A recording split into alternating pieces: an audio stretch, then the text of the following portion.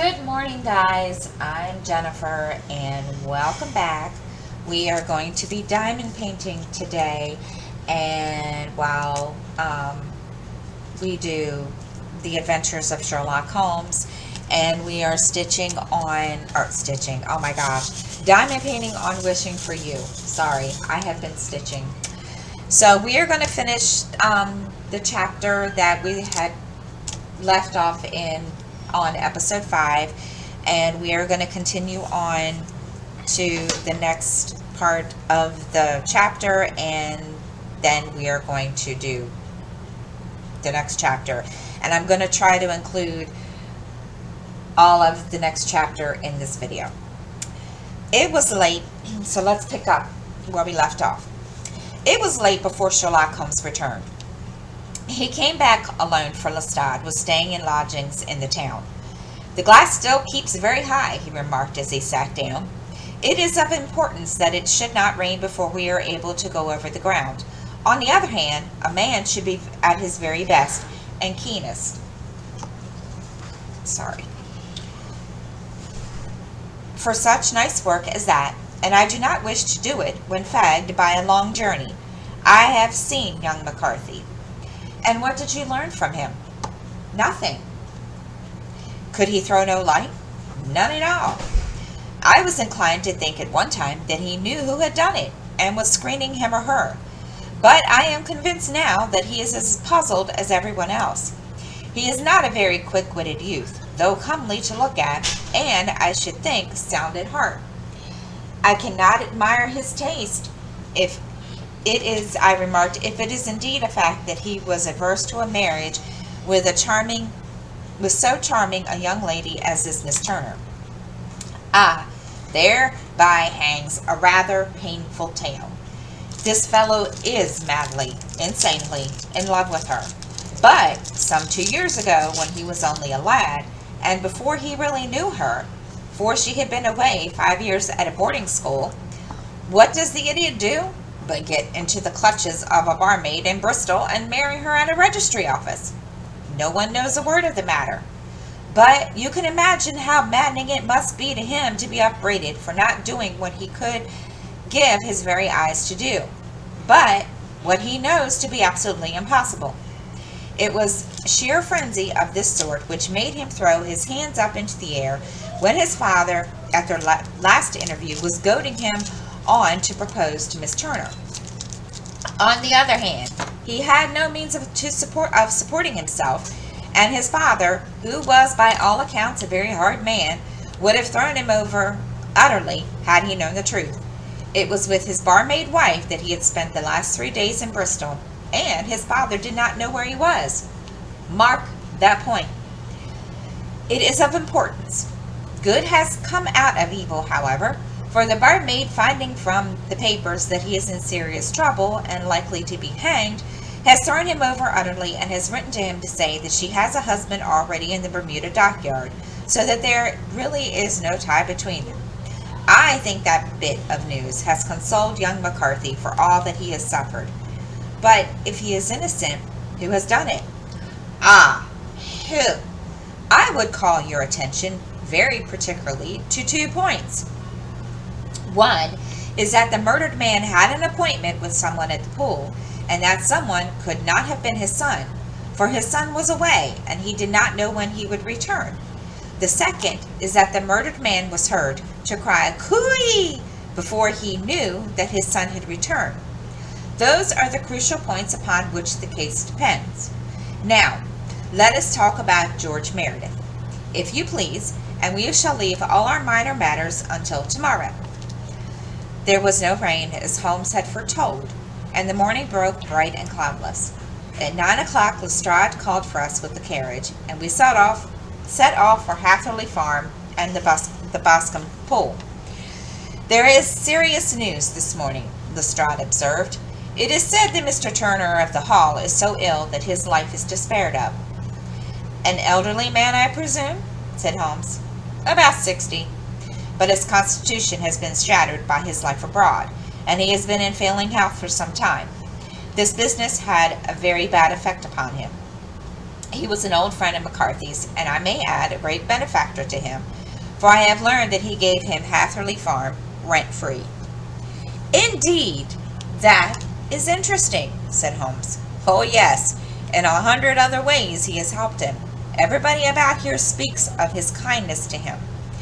Really, does it not strike you as a little singular that this McCarthy, who appears to have had little of his own, and to have been under such obligations to Turner, should still talk of marrying his son to Turner's daughter, who is presumably heiress to the estate, and that in a very cocksure manner, as if it were merely a case of proposal, and all else would follow? It is the more strange, since we know that Turner himself was adverse to the idea. The daughter told us as much. Do you not deduce something from that?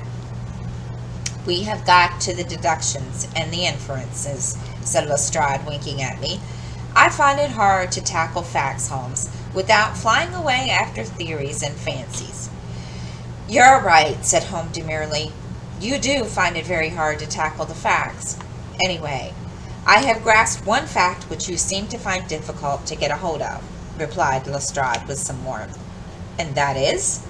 That McCarthy Sr. met his death from McCarthy Jr., and that all theories to the contrary are the merest moonshine.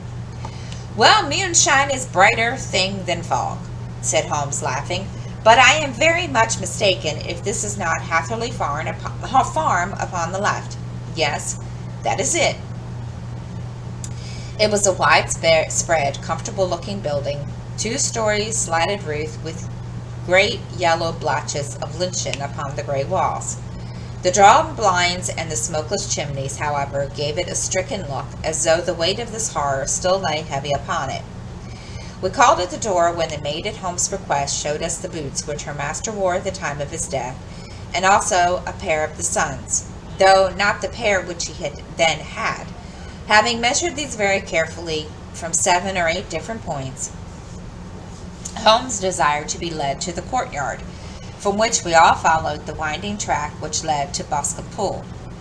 Sherlock Holmes has transformed, when he was hot upon such a scent as this. Men who had known the quiet thinker, the logician of Baker Street, would have failed to recognize him. His face flushed and darkened. His brows were drawn into 2 hard black lines, while his eyes shone out from beneath them with a steely glitter. His face was bent downward, his shoulders bowed, his lips compressed, and the veins stood out like whipcord in his long, sinewy neck. His nostrils seemed to dilate with purely animal lust for the chase, and his mind was so absolutely concentrated upon the matter before him that a question or a remark fell unheeded upon his ears, or at the most only provoked a quick, impatient snarl in reply. Swiftly and silently he made his way along the track which ran through the meadows, and so by way of the woods to the Boscombe Pool. It was damp, marshy ground, as is all that district, and there are marks of many feet both upon the path and amid the short grass which bounded it on either side. Sometimes Holmes would hurry on, sometimes stop dead, and once he made quite a little detour into the meadow. Lestrade and I walked behind him, the detective indifferent and contemptuous, while I watched my friend with interest which sprang from the conviction that every one of his actions was directed toward a definite end. The Boscombe Pool, which is a little reed-grit sheet of water upon some 50 yards across, is situated at the boundary between the Hatherley Farm and the private park of the wealthy Mr. Turner. Above the woods which lined it, upon the farther side, we could see the red jutting pinnacles which marked the site of the rich landowner's dwelling. On the Hatherley side of the pool, the woods grew very thick, and there was a narrow belt of sodden grass 20 paces across between the ledge of the trees and the reeds which lined the lake. Lestrade showed us the exact spot at which the body had been found, and, indeed, so moist was the ground that I could plainly see the traces which had been left by the fall of the stricken man. To Holmes, as I could see by his eager face and peering eyes, very many other things were to be read upon the trampled grass. He ran round like a dog who was picking up a scent, and then turned upon my companion. "What did you go into the pool for?" he asked. "I fished about a rake. I thought there might be some weapon or other trace. But how on earth—" "Oh, tut, tut, I have no time. That left foot of yours with its inward twist is all over the place. A mole could trace it, and there it vanishes among the reeds. Oh, how simple it would all have been had I been here before they came like a herd of buffalo and wallowed all over it. Here is where the party with the lodgekeeper came, and they have covered all tracks for 6 or 8 feet around the body. But here are 3 separate tracks of the same feet." He drew out a lens and lay down upon his waterproof to have better view, talking all the time rather to himself than to us. "These are young McCarthy's feet. Twice he was walking, once he ran swiftly, so that the soles are deeply marked and the heels are hardly visible. That bears out a story. He ran when he saw his father on the ground. Then there are the father's feet, as he paced up and down. What is this, then? It is the butt end of the gun as the son stood listening. And this, ha! What do we have here? Tiptoes, square, 2 quite unusual boots. They come, they go, they come again. Of course, that was for the cloak. Now where did they come from?" He ran up and down, sometimes losing, sometimes finding the track, until we were well within the edge of the wood and under the shadow of a great beech, the largest tree in the neighborhood. Holmes traced his way to the farther side of this, and lay down once more upon his face with a little cry of satisfaction. For a long time he remained there, turning over the leaves and the dried sticks, and gathering up what seemed to me to be dust into an envelope, and examining with his lens not only the ground, but even the bark of the tree as far as he could reach. A jagged stone was lying among the moss, and this also he carefully examined and retained. Then he followed a pathway through the wood until he came to the high road, where all traces were lost. "It has been a case of considerable interest," he remarked, returning to his natural manner. "I fancy that this gray house on the right must be the lodge. I think I will go in and have a word with Moran, and perhaps write a little note. Having done that, we may drive back to our luncheon. You may walk to the cab, and I shall be with you presently." It was about 10 minutes before we regained our cab and drove back into Ross, Holmes still carrying with him the stone which he had picked up in the wood. "This may interest you, Lestrade," he remarked, holding it out. "The murder was done with it. I see no marks." "There are none." "How do you know, then?" "The grass was growing under it. It had only lain there for a few days. There was no sign of a place whence it had been taken. It corresponds with the injuries. There is no sign of any other weapon." "And the murderer?" "Is a tall man, left-handed, limps with the right leg, wears thick-soled shooting boots and a gray cloak, smokes Indian cigars, using a cigar holder, and carries a blunt penknife in his pocket. There are several other indications, but these may be enough to aid us in our search." Lestrade laughed. "I'm afraid that I'm a little skeptic," he said. "Theories are all very well, but we have to deal with a hard-headed British jury. You work your own method, and I shall work mine. I will be busy this afternoon, and I shall probably return to London by the evening train," answered Holmes calmly. "And leave your case unfinished?" "No, finished." "But the mystery?" "It is solved." "Who was the criminal, then?" "The gentleman I described." "But who is he?" "Surely it would not be difficult to find out. This is such a populous neighborhood." Lestrade shrugged his shoulders. "I am a practical man," he said, "and I really cannot undertake to go about the country looking for a left-handed gentleman with a game leg. I should become the laughing stock of Scotland Yard." All right, said Holmes quietly. I have given you the chance. Here are your lodgings. Goodbye. I shall drop a line before I leave. Having left Lestrade at his rooms, we drove to our hotel, where we found a lunch upon the table. Holmes was silent and buried in thought, with a pained expression upon his face, as one who finds himself in a perplexing position. Look here, Watson, he said when the cloth was cleared. Just sit down in this chair and let me preach to you for a little.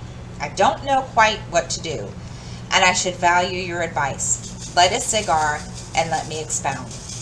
Pray do so. Well now, in considering this case, there are 2 points about young McCarthy's narrative which struck us both instantly.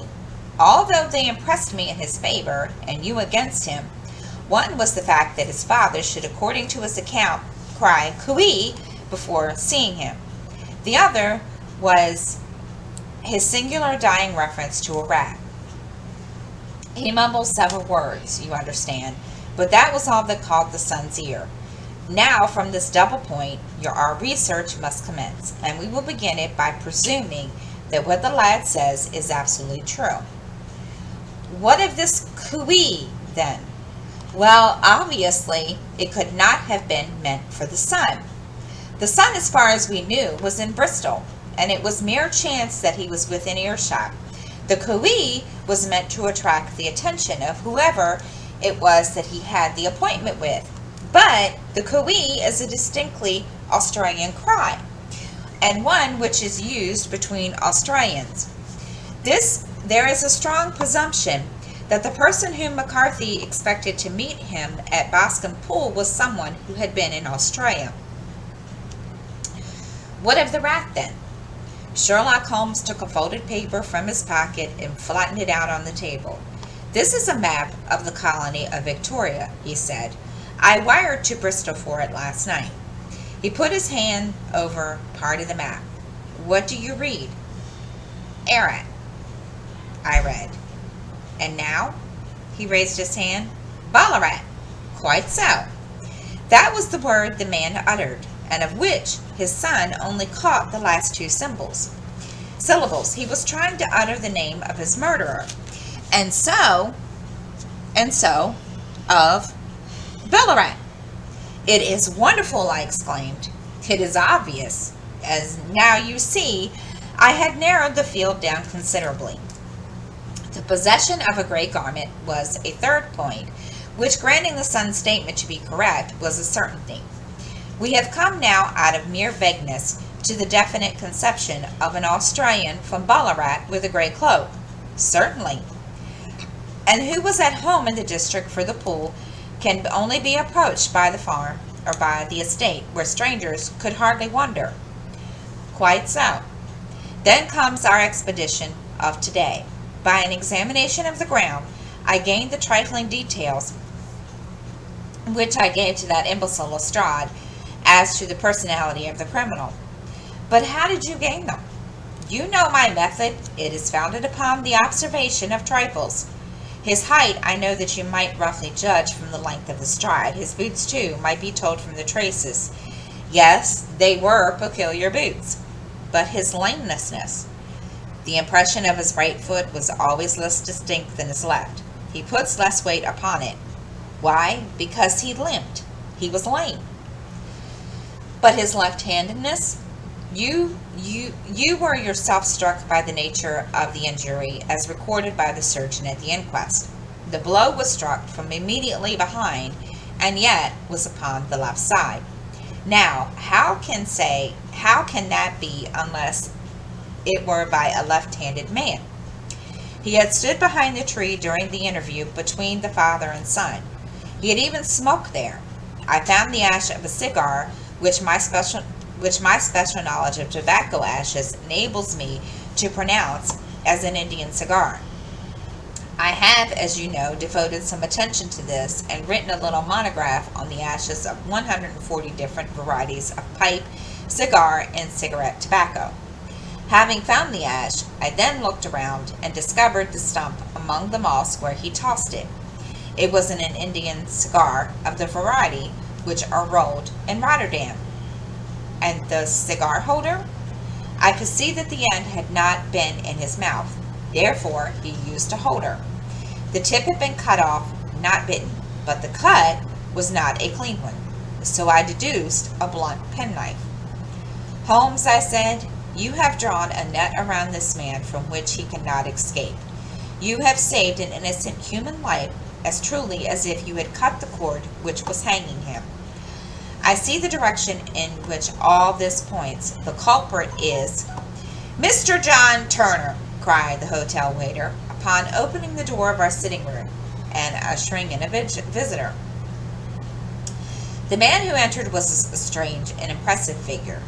His slow, limping step and bowed shoulders gave the appearance of decrepitude, and yet his hard, deep-lined, craggy figures and his enormous limbs showed that he was possessed by an unusual strength of body and of character. His tangled beard, grizzled hair, and outstanding drooping eyebrows combined to give an air of dignity and power to his appearance. But his face was of an ashen face, while his lips and the corners of his nostrils were tinged with a shade of blue. It was clear to me at a glance that he was in the grip of some deadly and chronic disease. Pray sit down on the sofa, said Holmes gently. You had my note? Yes, the lodge-keeper brought it up. You said that you wished to see me here to avoid a scandal. I thought people would talk if I went to the hall. And why did you wish to see me? He looked across at my companion with despair in his weary eyes, as though his question was already answered. Yes, said Holmes, answering the look rather than words. It is so. I know all about McCarthy. The old man sank in his face in his hands. God help me, he cried. But I would not have let the young man come to harm. I give you my word that I would have spoken out if it went against him at the Aussies. I'm glad to hear you say so, said Holmes gravely.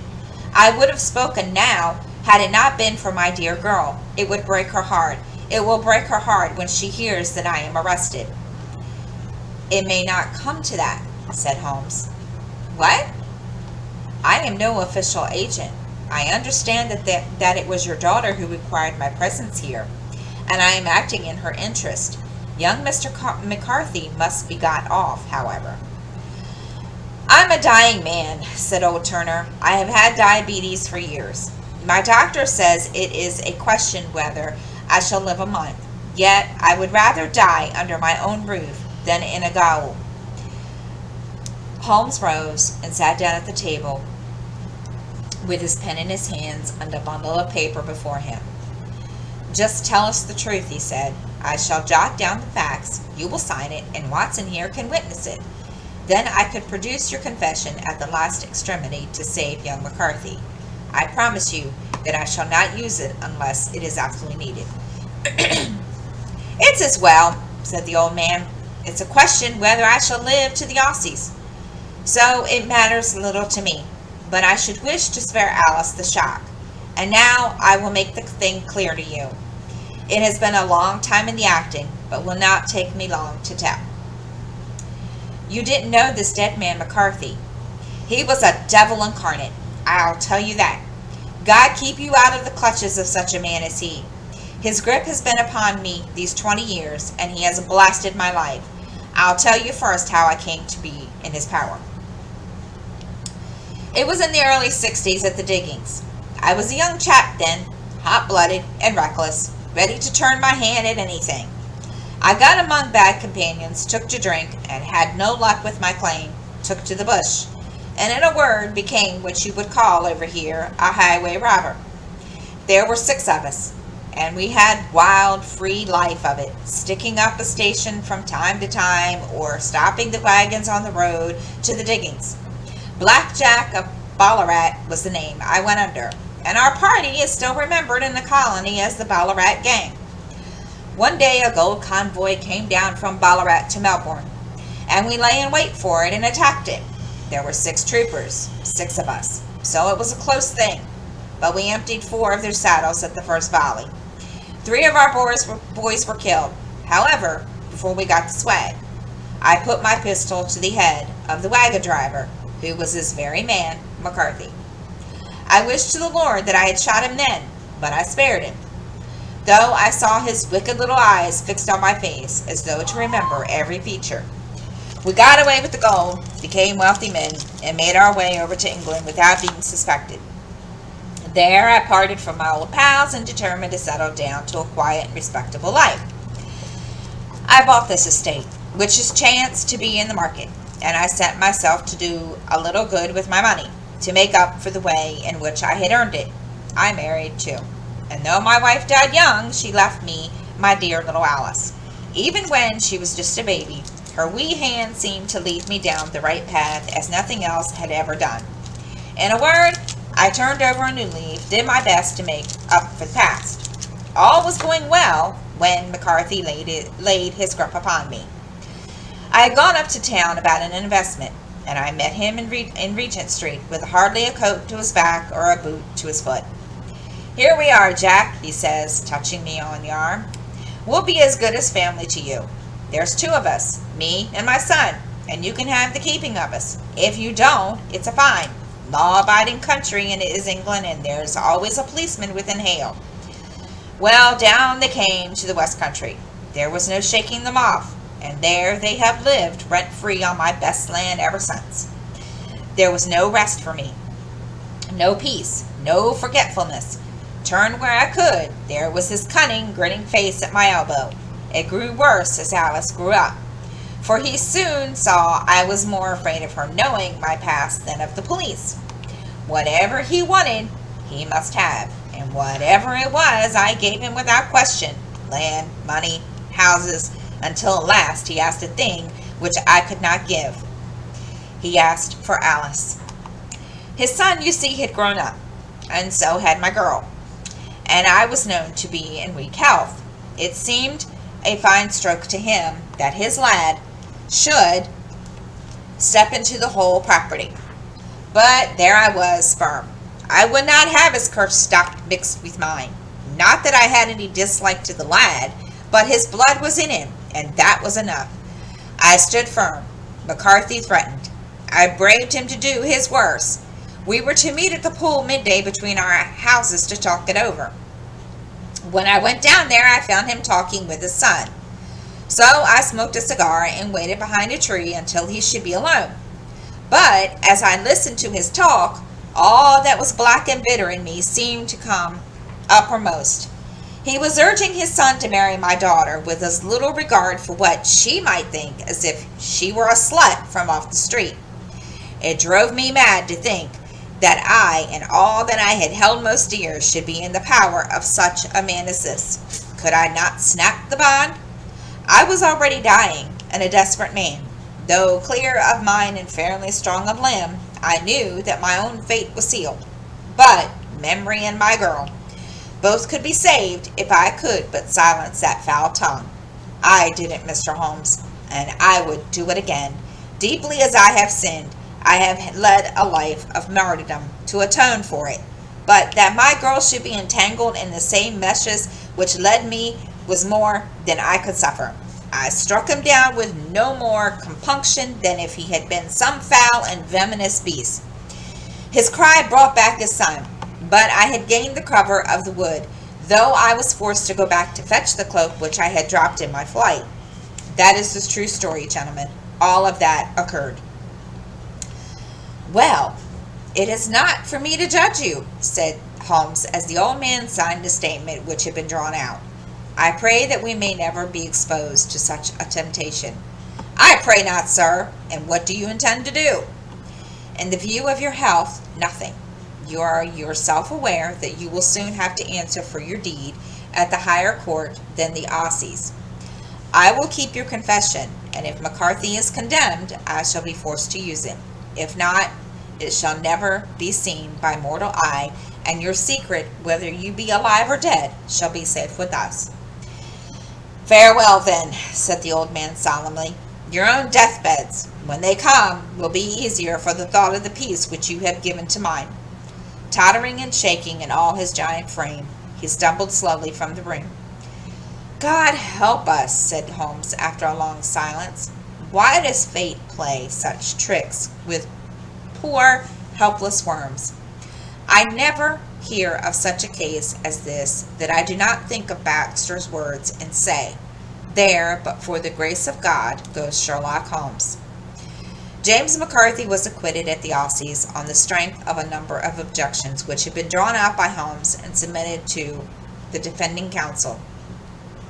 Old Turner lived for 7 months after our interview, but he is now dead, and there is every prospect that the son and the daughter may come to live happily together in the ignorance of the black cloud which rests upon their past.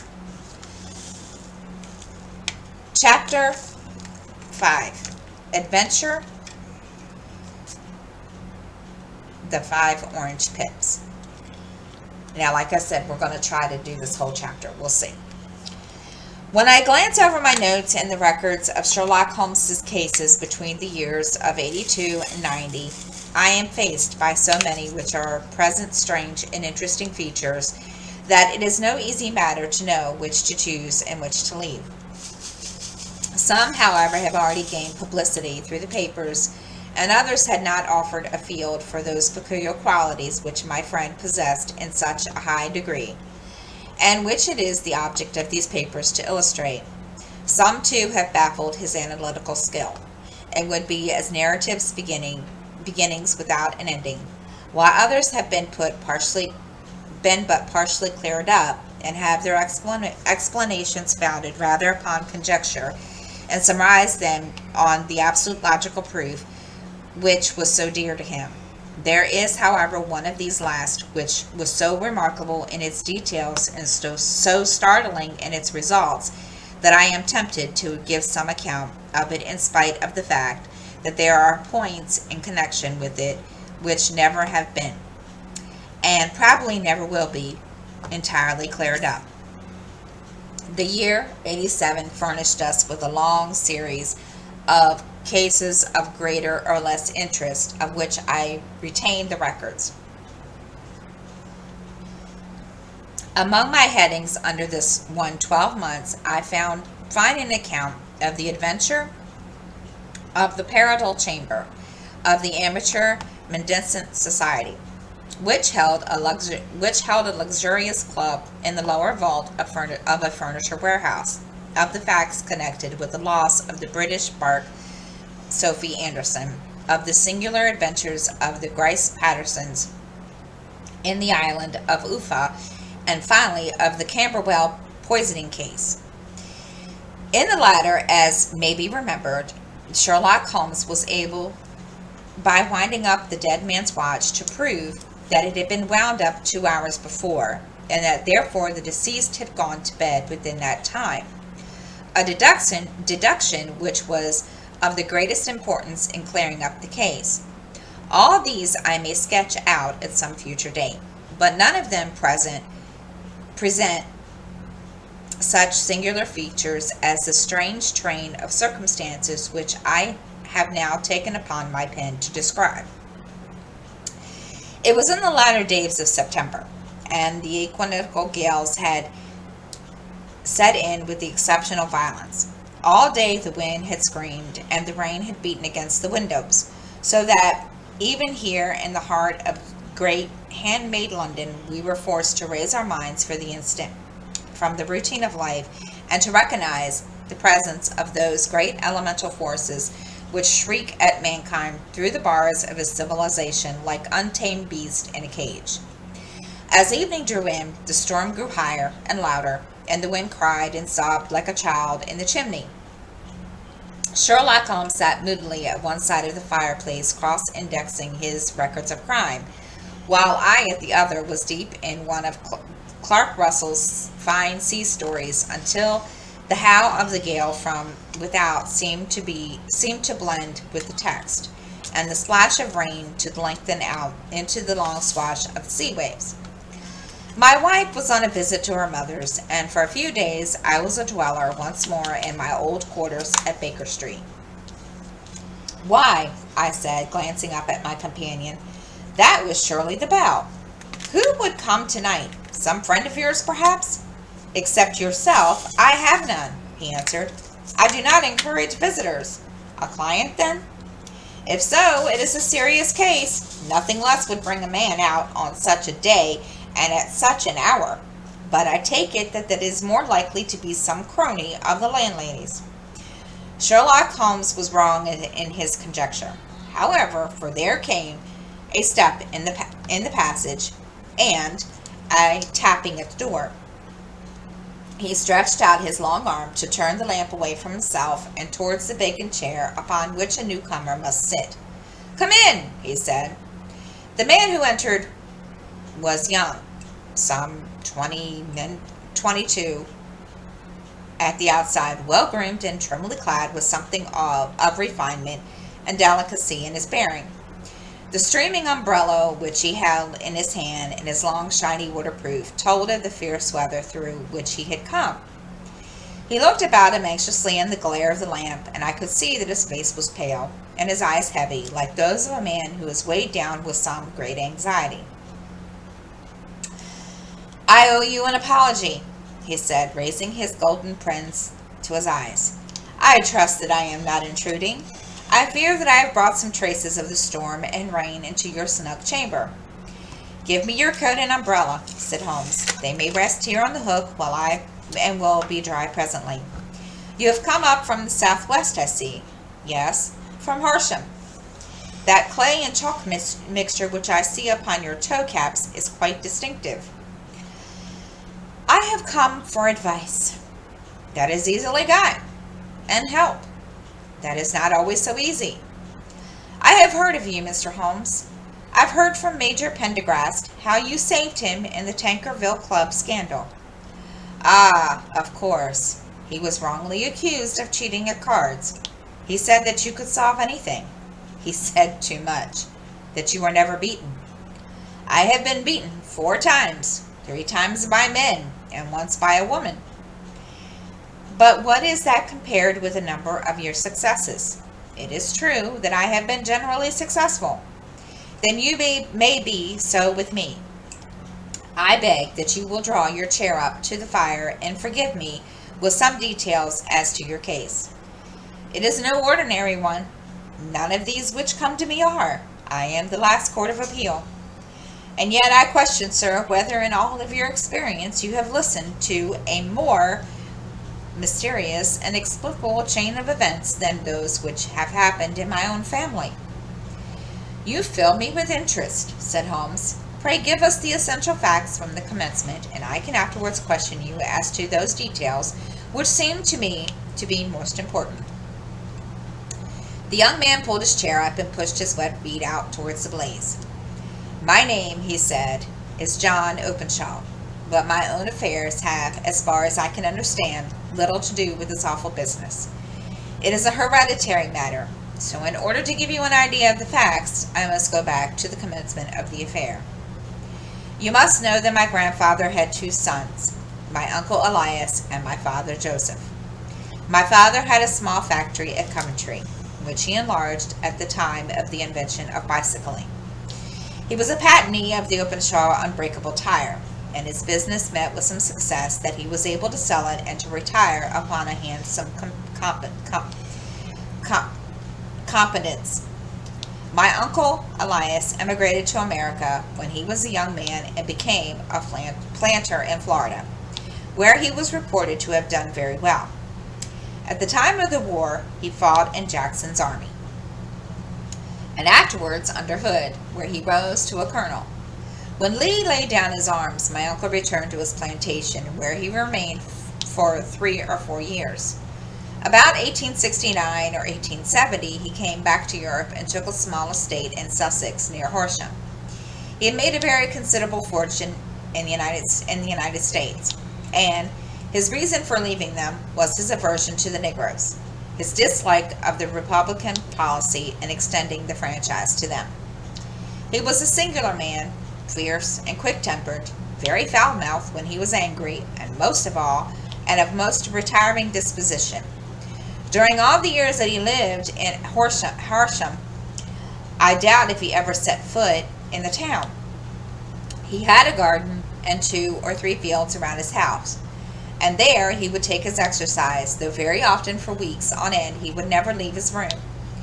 He drank a great deal of brandy and smoked very heavily, but he would see no society and did not want any friends, not even his own brother.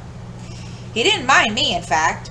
He took a fancy to me, for at the time when he first saw me, I was a youngster of 12 or so.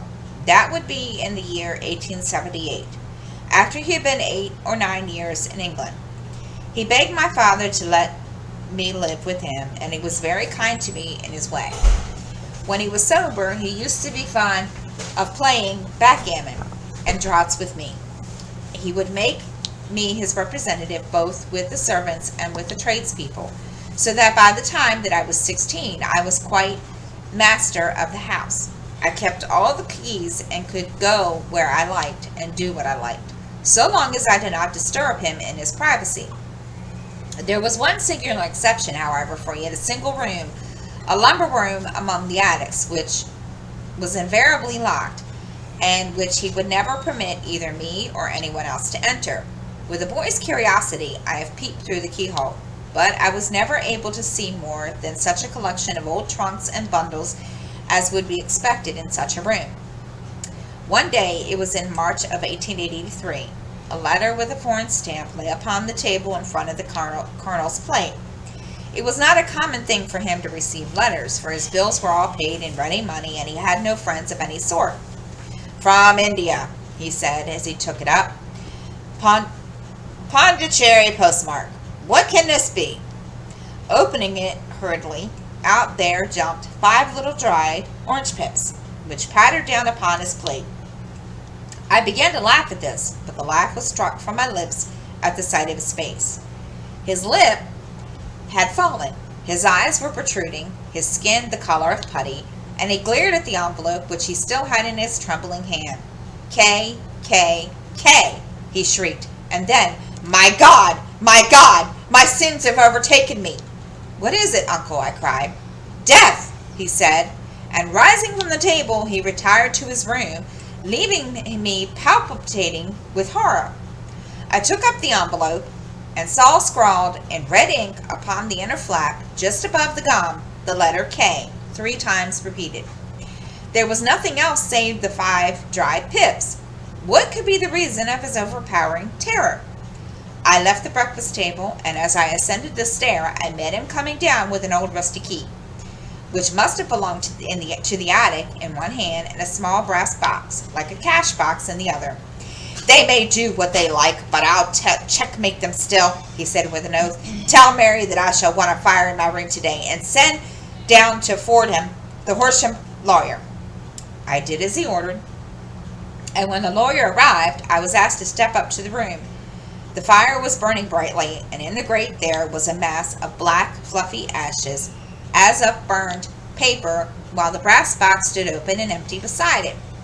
As I glanced at the box, I noticed with a start that upon the lid was printed with the triple K, which I had read in the morning upon the envelope. "I wish you, John," said my uncle, "to witness my will. I leave my estate with all its advantages and all of its disadvantages to my brother, your father, whence it will, no doubt, descend to you. If you can enjoy it in peace, well and good. If you find you cannot, take my advice, my boy, and leave it to your deadliest enemy. I am sorry to give you such a two-edged thing, but I can't say what turn things are going to take. Kindly sign the paper where Mr. Fordham shows you." I signed the paper as directed, and the lawyer took it away with him. The singular incident made, as you may think, the deepest impression upon me, and I pondered over it and turned it in every way in my mind without being able to make anything of it. Yet I could not shake off the vague feeling of dread which it left behind, though the sensation grew less keen as the weeks passed, and nothing happened to disturb the usual routine of our lives. I could see a change in my uncle, however. He drank more than ever, and he was less inclined for any sort of society. Most of his time he would spend in his room, with the door locked upon the inside, but sometimes he would emerge in a sort of drunken frenzy and would burst out of the house and tear about the garden with a revolver in his hand, screaming out that he was afraid of no man and that he was not to be cooped up, like a sheep in a pen, by man or devil. When these hot fits were over, however, he would rush tumultuously in at the door and lock and bar it behind him, like a man who can brazen it out no longer against the terror which lies at the roots of his soul.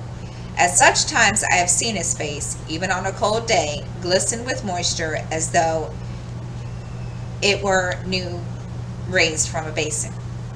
Well, to come to the end of the matter, Mr. Holmes, and not to abuse your patience, there came a night when he made one of those drunken sallies from which he never came back. We found him, and when we went to search for him, face down in a little green scum pool which lay at the foot of the garden. There was no sign of any violence, and the water was but 2 feet deep, so that the jury, having regard to his own eccentricity, brought it in a verdict of suicide. But I, who knew how he winced from the very thought of death, had much ado to persuade myself that he had gone out of his way to meet it. The matter passed, however, and my father entered into possession of the estate and of some £14,000, which he laid to his credit at the bank. And we will stop there today, guys. Thank you for watching. I hope everyone has a great week, and I will see you all next time.